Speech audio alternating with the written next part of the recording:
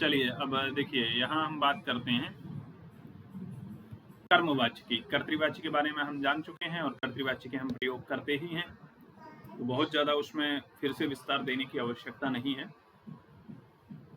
कर्तृवाच्य सकर्मक और अकर्मक दोनों धातुओं में होता है। इसमें कर्म की हमें अपेक्षा नहीं रहती है, क्योंकि हमारी जो क्रिया चल रही है वो कर्ता के अनुसार चल रही है। कर्ता एक वचन तो क्रिया एक वचन, कर्ता बहुवचन तो क्रिया बहुवचन, कर्ता उत्तम पुरुष तो क्रिया उत्तम पुरुष, और कर्ता मध्यम पुरुष तो क्रिया मध्यम पुरुष। कर्म के होने न होने से क्रिया पर कोई फर्क नहीं है। तो कर्म हो तो अच्छी बात है, नहीं हो तो और ज्यादा अच्छी बात है कि हमें एक शब्द कम लिखना पड़ेगा। बालकः शेते, बालक सो रहा है, कितनी अच्छी बात, 2 शब्द में वाक्य खत्म हो गया। लेकिन जब हम कहते हैं बालकः आम्रम खादति, तो आम्रम एक शब्द बढ़ गया ना लिखने के लिए। तो कर्म के होने या न होने से फर्क नहीं पड़ता है, इसलिए ये सकर्मक और अकर्मक दोनों क्रियाओं में कर्तृवाच्य होता है। जैसे आप अंग्रेजी में भी पढ़ते हैं तो आपका एक्टिव वॉइस ट्रांजिटिव और नॉन ट्रांजिटिव दोनों वर्ड्स में दोनों तरीके के वर्ब्स के साथ हो जाता है। ट्रांजिटिव और नॉन ट्रांजिटिव ही बोलते हैं, इंट्रांजिटिव रहता है वो। कर्मवाच्यम, यहाँ थोड़ा सा ध्यान अधिक देने की आवश्यकता है, क्योंकि जरा सा भी ध्यान हटा आपका, सावधानी हटी, दुर्घटना घटी। तो अभी तक हमने देखा कि कर्तृवाच्य हमारा सकर्मक और अकर्मक दोनों प्रकार की धातुओं में हो रहा था।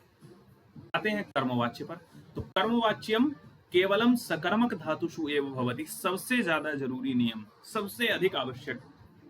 कर्मवाच्यम केवलम सकर्मक धातुषु एव भवति। कारण क्या है? कहते हैं सकर्मक में इसलिए क्योंकि यहां हमारी क्रिया किसके अनुसार चलेगी? कर्म के अनुसार। और जब सकर्मक होगा तभी तो कर्म आ पाएगा। अब जब धातु अकर्मक है तो कर्म होगा ही नहीं। अब जब कर्म ही नहीं है तो हम क्रिया को किसके अनुसार चला पाएंगे? तो इसलिए कर्मवाच्य केवल सकर्मक धातुओं में ही होता है। कर्मवाच्य का प्रयोग अकर्मक धातुओं में कदापि न भवति, कभी भी नहीं होता है, किसी भी सूरत में। कोई टर्म्स, कोई कंडीशन नहीं, कोई एक्सेप्शन नहीं, कुछ भी नहीं। नहीं होगा मतलब नहीं होगा, जैसे इंग्लिश में नियम है। तो कर्मवाच्य का नियम क्या कहता है? पढ़ा था हमने, कर्तरी तृतीया विभक्ति भवति, कर्ता में तृतीया विभक्ति होती है। कर्मणि प्रथमा विभक्ति भवति, कर्म में प्रथमा होती है। कर्म में प्रथमा क्यों होती है? क्योंकि यहाँ कर्म प्रधान है, और जो प्रधान होता है उसमें प्रथमा आती है। भाई कर्तृवाच्य में कर्ता प्रधान था, प्रथमा आ गई। कर्मवाच्य में कर्म प्रधान है, कर्म में प्रथमा आ गई। तो अब चूंकि कर्म में प्रथमा आ गई तो कर्ता तृतीया में आ जाएगा। अब ये तो बात हो गई कर्ता और कर्म की। क्रिया कहाँ जाएगी, किसके अनुसार चलेगी? तो बोले जो कर्मवाच्य है, कर्म प्रधान है, तो क्रिया कर्म के अनुसार चलेगी। अर्थात कर्म में जो पुरुष होगा, जो वचन होगा, क्रिया में भी वही पुरुष और वही वचन आएगा। इसलिए कर्मवाच्य में कर्म प्रधान होता है। और क्रिया पद में सबसे जरूरी चीज लिख दी, जो कल आपने प्रश्न भी किया था शायद, कि धातु कैसे लगती है। तो आत्मने पद के प्रत्यय होते हैं। अब ये क्या बला है आत्मने पद परस्मय पद, अभी बताते हैं। तो पहले तो ये नियम क्लियर कर लीजिए कि कर्म में जो पुरुष जो वचन है, क्रिया में भी वही पुरुष वही वचन होगा, क्योंकि यहाँ कर्म की प्रधानता है। और कर्म प्रधान होने का मतलब है प्रथमा विभक्ति में कर्म आएगा, और प्रथमा विभक्ति में कर्म आया तो क्रिया को कर्म के अनुसार चलना पड़ेगा। कर्म का पुरुष वचन और विभक्ति देख करके, सॉरी विभक्ति नहीं, कर्म पुरुष और वचन, कर्म का पुरुष वचन देख करके ही क्रिया का पुरुष और वचन बदलेगा। अब आत्मने पद क्या है? आप लोग जो साधारण शब्द धातु रूप पढ़ते हैं, पठति पठतः पठन्ति, गच्छति गच्छतः गच्छन्ति, चलति चलतः चलन्ति, खादति खादतः खादन्ति, ये सारे होते हैं परस्मय पद के रूप। ठीक है, परस्मय पद के रूप हैं। और एक आता है आत्मने पद, पढ़ा होगा आपने, रोचते रोचेते रोचन्ते, शोभते शोभेते शोभन्ते, लभते लभेते लभन्ते, सेवते सेवेते सेवन्ते इत्यादि। कक्षा 8 के पाठ्यक्रम में है ये। तो 10वीं में आप हैं तो हम आपसे अपेक्षा कर सकते हैं कि आपको पता है। तथापि बता देते हैं, जो हम साधारण क्रियाओं का प्रयोग करते हैं जिनके अंत में ती अंत्य आता है, वो परस्मय पद की क्रियाएं होती हैं। और जिनके अंत में ते एते अंत्य आता है, देखिए लिखा भी है, वे आत्मनेपद की क्रियाएं होती हैं। तो सर रूप कैसे चलेगा? कक्षा 8 में तो जैसे बताया गया था कि भाई आत्मनेपद की धातु अलग होती हैं, परस्मैपद की धातु अलग होती हैं। शोभते शोभेते शोभनते का हम शोभती रूप नहीं बना सकते हैं। रोचते रोचेते रोचनते का हम रोचती नहीं बना सकते हैं साधारण में। लभते लभेते लभनते का हम लभती प्रयोग नहीं करते हैं। तो हम गच्छति गच्छतः गच्छन्ति का गच्छते गच्छेते गच्छन्ते कैसे कर लेंगे? नहीं होगा। तो कहा कि जब हमें कर्मवाच्य में करना ही केवल आत्मनेपद का है प्रयोग, दूसरा कोई ऑप्शन ही नहीं है, तो बहुत सी धातुएं ऐसी हैं जिनका परस्मैपद में रूप होता ही नहीं, आत्मनेपद में ही नहीं होता है रूप। क्या हम करेंगे? तो कहा कि मूल धातु के साथ में य जोड़ेंगे। पहले तो ध्यान दीजिएगा, थोड़ा सा यहाँ क्रिया में भी आपको चेंज करना है। मूल धातु के साथ हम पहले य जोड़ लेंगे। तो हमारा बन गया, जैसे मान लीजिए हमने जोड़ा पठ, पठ धातु है और पठ में हमने जोड़ दिया य, तो बन गया पठ्य। अब पठ्य हमारी धातु की तरह हम इसको ट्रीट करेंगे। अब ये हमारी धातु जो बन गई वो आत्मनेपद में चलेगी। तो रूप चलाइए, पठ्यते पठ्येते पठ्यन्ते, देखिए लिखा भी है। पठ धातु में य जोड़ दिया तो हमारी ये पूरी धातु की तरह ट्रीट किया। ते प्रत्यय जोड़ दिया, पठ्यते पठ्येते पठ्यन्ते। रूप चलने लगेंगे, लभते लभेते लभन्ते, शोभते शोभेते शोभन्ते, पठ्यते पठ्येते पठ्यन्ते, लिख्यते लिख्यते लिख्यन्ते, इस तरह से। तो बहुत कठिन नहीं है, बस चीज है समझने की। पठति पठतः पठन्ति से हम पठ्यते पठ्येते पठ्यन्ते पर आ गए। रूप कैसे चलेंगे? कक्षा 8 में आपने बहुत बार ये याद किए हैं, हालांकि थोड़े से स्मरण में कम होंगे क्योंकि प्रयोग कम होता है, लेकिन यहाँ आप करेंगे प्रयोग, आसानी से समझ में आता जाएगा। ये कॉन्सेप्ट समझ में आया कि कर्मवाच्य में हम क्रिया कैसे लाते हैं। तो पठ्यते पठ्येते पठ्यन्ते बना, इतना याद रखिए। अब प्रयोग कैसे करते हैं? तो प्रयोग करने के लिए हम 4 दिन से नियम रट रहे हैं। क्या करते हैं? कर्म के अनुसार क्रिया आएगी, ठीक है। तो पहले तो हम ले आते हैं बालकेन कथा पठ्यते, एक ये वाक्य लिख ही दिया आपके सामने। तो ये इसमें देखिए विश्लेषण करते हैं। बालकेन तृतीया विभक्ति आई कर्ता में, और कथा पठ्यते, कथा पढ़ी जाती है। तो कथा शब्द हो गया यहाँ पर कैसा? प्रथमा विभक्ति का। और कथा एक वचन है या बहुवचन है? तो कहा एक वचन है। लता लते लता, रमा रमे रमा, कथा कथे कथाः। तो एक वचन है तो क्रिया भी एक वचन की आएगी। पठ्यते पठ्येते पठ्यन्ते में एक वचन क्या है? बोले पठ्यते एक वचन है। तो कर्ता के अनुसार क्रिया आ गई, कथा पठ्यते। कौन पढ़ रहा है? ये किसके द्वारा पढ़ी जा रही है? अब देखिए पठ्यते का अर्थ क्या होगा? बालकः कथाम पठति, इस वाक्य का अर्थ है बालक कथा पढ़ता है। लेकिन जब हमने कह दिया कथा पठ्यते, तो अर्थ हो गया कथा पढ़ी जाती है या पढ़ी जा रही है। अब पढ़ी जा रही है तो सबसे पहले किसके द्वारा? भाई ऐसा तो होगा नहीं कि कौन पढ़ी जा रही है। ये तो आ ही गया हमारा, कथा पढ़ी जा रही है। कौन पढ़ रहा है कथा? किसके द्वारा पढ़ी जा रही है? तो के द्वारा, के द्वारा से आप आइए तृतीया, तो बालकेन, बालकेन कथा पठ्यते। तो अब यहाँ पर कर्म क्या है? बोले कर्म कथा है। कहा यार कर्म में तो द्वितीया होती थी, यहाँ प्रथमा से आपने कैसे जान लिया?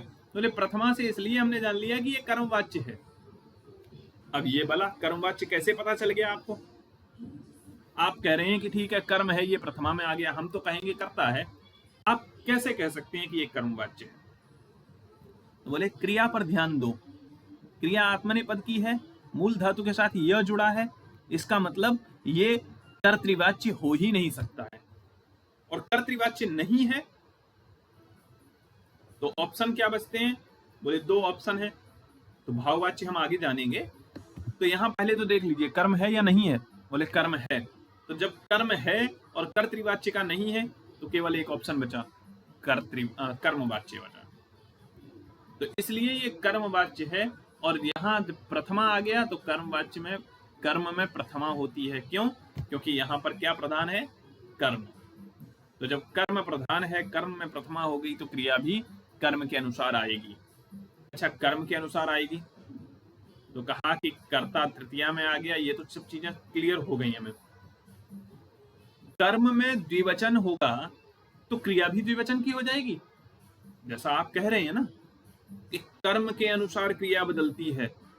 कर्म एक वचन में है कथा, तो पठ्यते एक वचन का आ गया, लेकिन अगर कर्म द्विवचन आएगा तो क्रिया द्विवचन की हो जाएगी, और जब कर्म बहुवचन का होगा तो क्रिया भी बहुवचन की हो जाएगी क्या? बोले बिल्कुल हो जाएगी। क्यों? क्योंकि यहाँ कर्म के अनुसार क्रिया बदल रही है। तो देखिए, बालकेन, ऊपर एक कथा पढ़ रहा था तो कथा पठ्यते, दो कथाएं पढ़ता है बालक। तो कथा कथे, लता लते, रमा रमे, तो कथे का मतलब है दो कथाएं, द्विवचन हो गया। कथे, अब कर्म के अनुसार क्रिया बदलनी है, तो कर्म अगर द्विवचन में आया तो क्रिया भी हमारी द्विवचन में आएगी। पठ्यते पठ्येते, कथे पठ्येते, दो कथाएं पढ़ी जा रही हैं। किसके द्वारा? बोले बालकेन, बालक के द्वारा। अच्छा ठीक है, ये कॉन्सेप्ट तो क्लियर हो गया कि भाई कर्म जिस वचन में होगा क्रिया उसी वचन में की आएगी। कर्ता को बदल के देख लेते हैं एक बार। भाई कर्तृवाच्य में हम कर्ता के बदलने पर क्रिया बदल रहे थे, तो क्या कर्मवाच्य में कर्ता के बदलने पर क्रिया में फर्क आने वाला है? बोले नियम तो कहता है नहीं आना चाहिए। करके देख लेते हैं। बालकेन की जगह हम बालकेभ्यः, सॉरी बालकै ही कर दें, बहुवचन कर दिया। बालकों के द्वारा एक कथा पढ़ी जा रही है, तो बालकै ही कथा पठ्यते। बोले पठ्यन्ते क्यों नहीं हुआ? तो पठ्यन्ते इसलिए नहीं हुआ कि कथा के अनुसार रूप बदलेगा, बालक से नहीं बदलेगा। तो ये जो बालक है, बालक शब्द चाहे एक वचन में रहे, द्विवचन में रहे, बहुवचन में रहे, इससे हमें फर्क नहीं पड़ने वाला। हमें फर्क केवल कर्म से पड़ रहा है। जैसे ध्यान दीजिएगा, जैसे कर्तृवाच्य में हम क्या कर रहे थे, कर्म किसी भी वचन में हो क्रिया पे फर्क नहीं आएगा, वहां कर्ता के अनुसार बदलने वाला था। तो जो वहां कर्म की स्थिति थी वो यहाँ कर्ता की हो गई। बोले कर्ता एक वचन में हो, द्विवचन में हो, बहुवचन में हो, 100 करता हूं, 200 करता हूं, हमें उससे मतलब नहीं है। हमारी क्रिया एक वचन में रहने की क्षमता रखती है अगर कर्म एक वचन है। कर्म द्विवचन है तो क्रिया द्विवचन, और कर्म बहुवचन है तो क्रिया भी बहुवचन, यानी कि पूरी पूरी डिपेंडेंसी कर्म पर आ गई।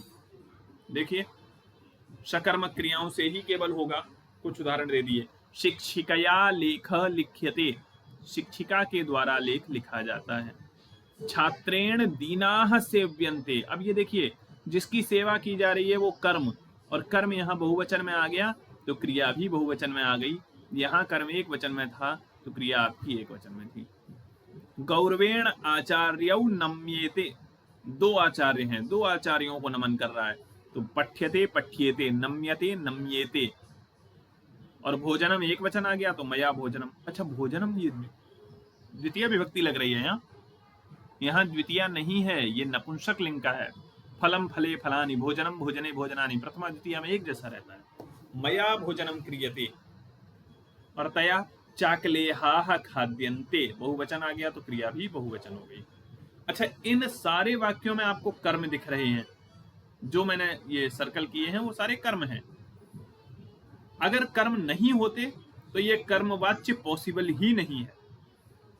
जिन वाक्यों में कर्म होगा केवल वही वाक्य आपके कर्मवाच्य में बदले जा सकते हैं। जिन वाक्यों में कर्म नहीं होगा वे कर्मवाच्य में नहीं बदले जाएंगे। समझ में आ गई? अब आगे एक आपको गद्यांश दिया हुआ है, और यहां पर करना क्या है, ये सारे कर्तृवाच्य के नहीं, इसमें कुछ कर्तृवाच्य के वाक्य हैं और कुछ कर्मवाच्य के हैं। आपको छांट करके अलग अलग लिखने हैं। इसका स्क्रीनशॉट ले लीजिए और लिखिएगा। रुकिए, थोड़ा और छोटा करें तो कर्मवाच्य के और कर्तृवाच्य के नियम भी आपके साथ में आ जाएंगे। इन दोनों को ध्यान में रखते हुए आप कर्तृवाच्य और कर्मवाच्य को अलग अलग छांट करके लिखिएगा। कॉपी में एक चार्ट बना लीजिएगा, एक तरफ कर्तृवाच्य, दूसरी तरफ कर्मवाच्य, दो ही वाक्य हैं। और जब लिख लें तो उसके उत्तर इस तरीके से आप चार्ट बना लेंगे, एक तरफ कर्तृवाच्य के, एक तरफ कर्मवाच्य के, और इतने ही वाक्य होने चाहिए यहाँ। 1 2 3 4 5 6 7 8 9 10 11 12 वाक्य हैं। 6 आप लिख लेंगे दोनों तरफ। चलिए, उत्तर अभी हम आपको नहीं दिखाएंगे इसमें।